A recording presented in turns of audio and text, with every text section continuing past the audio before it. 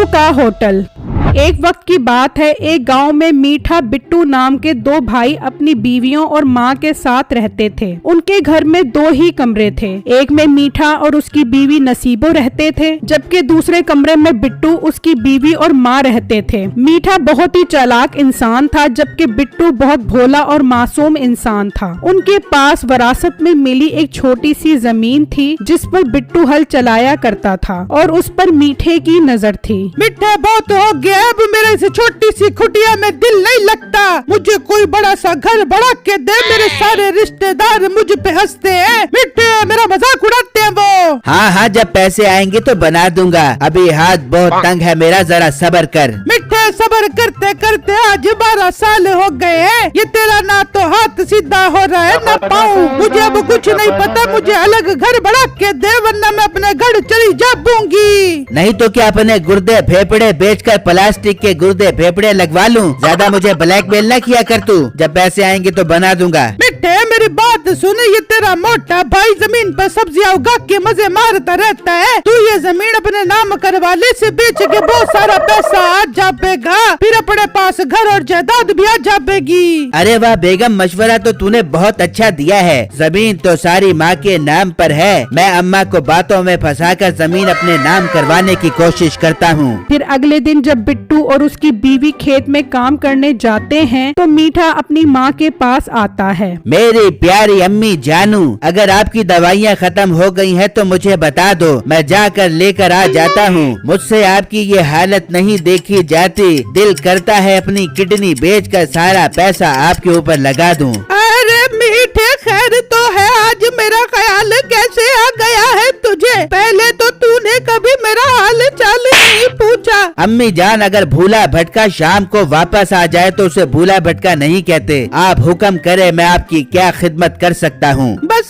बेटा, तू अपनी शक्ल लेके यहाँ से गुम हो जा, यही खिदमत काफी है। ये जो तू मस्के मार रहा है ना, इसमें भी तेरी कोई लालच होगी। अम्मा, मुझे लगता है तुझे प्यार रास नहीं है। एक तो मैं तेरे लिए दवाइयाँ लेकर आना चाह रहा हूँ, ऊपर से तू मुझे ही सुना रही है। खैर अम्मा, मैं अपना हक लेने आया हूँ। घर और जमीन में जो मेरा हिस्सा बनता है वो मुझे दे दो। मैं अब शहर जाकर कोई अपना बिजनेस करना चाहता हूँ। अपनी शक्ल देखी है तूने, बड़ा आया हिस्सा मांगने वाला। ये सारी जायदाद मैं बिट्टू के नाम करूँगी, उसने सारी जिंदगी मेरी खिदमत की है। तू अपना मुँह लेके यहाँ से चला जा। मीठे को ये बात सुनकर बहुत गुस्सा आता है और वो वहाँ से चला जाता है और बाहर आकर अपनी बीवी को बताता है। मीठे, ये तेरी बूढ़ी माँ से नहीं मान बेबेगी, इसका कोई और हल निकालना पड़ बेबेगा। अब तो मीठे की हल है, इस बुढ़िया से जबरदस्ती अंगूठा लगवा लेते हैं। फिर जब रात होती है तो वो दोनों अम्मा के सोने का इंतजार करने लगते हैं, क्योंकि बिट्टू और उसकी बीवी को वापस आते हुए देर हो जाती थी। इसलिए ये दोनों अपना काम उनके आने से पहले करना चाहते थे।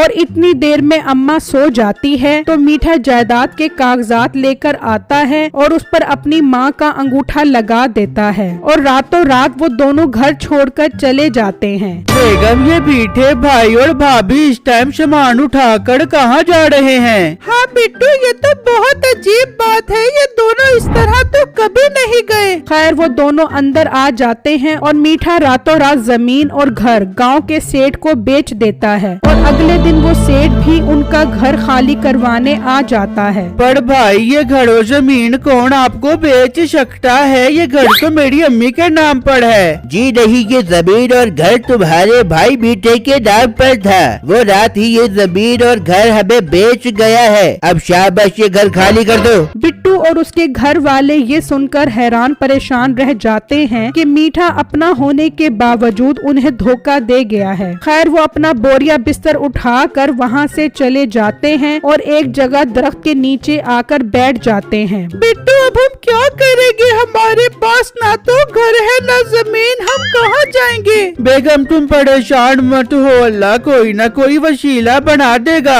बेगम, तुम मुझे ये बताओ, तुम्हारे पास कितने पैसे हैं? नहीं बिट्टू, मेरे पास तो 1 रुपया भी नहीं है। पर आपने पैसों का क्या करना क्या है? बेगम, अब हमें गुजारा करने के लिए कुछ न कुछ तो करना पड़ेगा, वरना तो हम भूखे प्यासे मर जाएंगे। मेरे जहन में एक बहुत अच्छा आइडिया आ रहा है। मैं अपने दोस्त से कुछ पैसे पकड़ता हूँ। अम्मी जान दाल चावल बहुत अच्छे बनाती हैं, क्यों ना हम दाल चावल का एक ढाबा खोल ले, हो सकता है हमारा काम भी चल पड़े। हाँ बिट्टू, आइडिया तो बुरा नहीं है, पर ना तो हमारे पास मसाले हैं, ना चूल्हा और ना सामान। तुम दोनों फिक्र मत करो, ये मेरे सोने की चेन है, इसे बेच दो और सारा सामान ले आओ। मैं आज ही दाल चावल बनाना शुरू करती हूँ। अम्मी जान, मुझे अच्छा नहीं लगेगा मैं आपकी चेन बेचूं। मेरे बेटे, हमें अभी इसकी बहुत जरूरत है। अगर अल्लाह ने हमें पैसा दिया तो ऐसी तू मुझे दोबारा चेन बनवा दी। ठीक है अम्मी जान, मैं अभी ये चेन बेचकर दाल चावल का सामान लेकर आता हूँ। फिर बिट्टू वो सोने की चेन सुनारे के पास ले जाता है और उसे बेचकर पैसे ले लेता है, जबकि दूसरी तरफ मीठा घर और जमीन के पैसे लेकर अपनी सास के घर आ जाता है। हाँ मेरे बेटी, इतने दिनों बाद आई है। आंखें तरस गई थी तुझे देखने के लिए। इतने दिनों से तू कहाँ थी मेरे बेटी? अम्मी जान, अब हम आपके पास ही रहेंगे, हमें आपकी बहुत याद आ रही थी। तुम पागल तो नहीं हो गए? ये घर तुम्हारे रहने के लिए नहीं है, जाओ किसी होटल में जाकर रहना यार।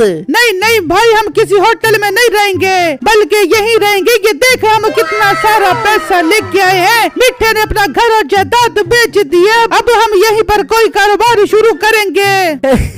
अरे बहना, मैं भी तो मजाक कर रहा था ना। ये तुम्हारा ही घर है, जब तक मर्जी रहो, बल्कि अब तुम हमेशा हमारे साथ रहो ना यार। अभी जान बाजी के लिए कढ़ाई मुर्गा बना कर लेके आओ ना। हाँ हाँ बेटा, मैं भी बना कर आती हूँ। अच्छा अम्मी जान, ये सारा पैसा अलमारी में छुपा के रख दो। फिर नसीबों की माँ वो पैसे ले लेती है और वहाँ बिट्टू के दाल चावल तैयार होते हैं तो उसके ढाबे पर लोग आना शुरू हो जाते हैं और उसकी सेल बहुत अच्छी हो जाती है। इस तरह कई दिन गुजर जाते हैं। अभी जान, अभी बहुत अच्छा मौका, सारा पैसा लेके निकल जाते हैं अभी जान।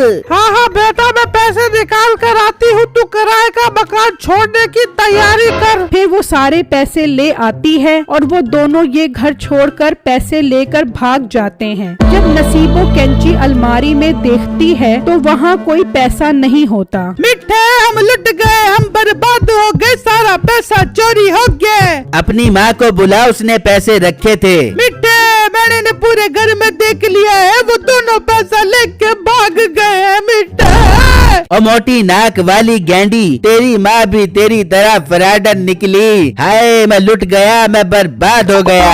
अब बिट्टू का होटल इतना अच्छा हो गया था कि उसने दाल चावल के पैसों से एक बहुत अच्छा घर बना लिया था, जबकि मीठा अपनी लालच और गंदी नीयत की वजह से बर्बाद हो गया था। वो दोनों बिट्टू का काम देखकर हैरान होते हैं। बिट्टू भाई, मुझे माफ कर दो, हम भी आपके साथ दाल चावल का काम करना चाहते हैं बिट्टू भाई। जी नहीं बेईमान इंसान, मैं तुम्हें दाल चावल का काम नहीं करने दूंगा। अगर काम करना ही है तो तुम दोनों हमारे बर्तन धो सकते हो, मैं तुम्हें नौकरी पर रख लेता हूँ। फिर वो दोनों औकात से बर्तन धोने लगते हैं। मेरी वीडियो को लाइक और मेरे चैनल को सब्सक्राइब जरूर कीजिएगा और मुझे कमेंट बॉक्स में जरूर बताइएगा कि आपको मेरी स्टोरी कैसी लगी। शुक्रिया।